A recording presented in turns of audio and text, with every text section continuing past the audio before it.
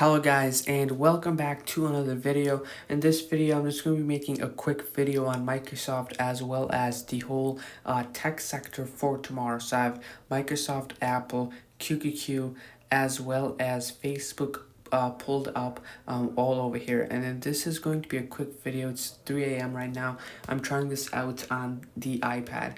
So for Microsoft, keep in mind that this is a descending triangle breakout, and there's a higher probability that it's going to be a bearish breakout on over here. But we have the set stop loss right at this descending triangle breakout. So if at market open momentum does pick up, I'm looking to cut it right over here.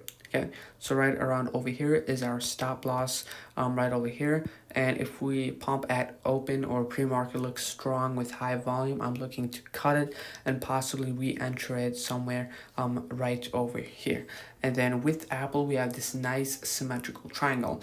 Now again, tech looks pretty bullish from here. Microsoft still looks a little bit weak, but we have this nice symmetrical triangle on Apple. So I would set an alert right over here. I already have a alert on Apple, so I would set an alert right over here and get calls above this breakout. I think this is a great opportunity to buy calls right at this breakout level and puts right at this breakout level. So symmetrical triangle can go either way, so it'll be interesting on what happens tomorrow.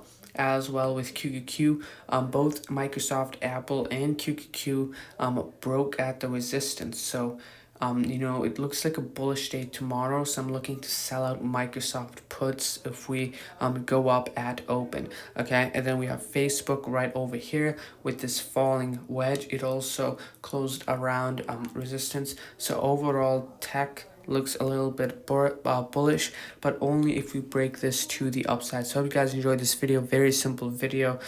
So overall, thank you for watching.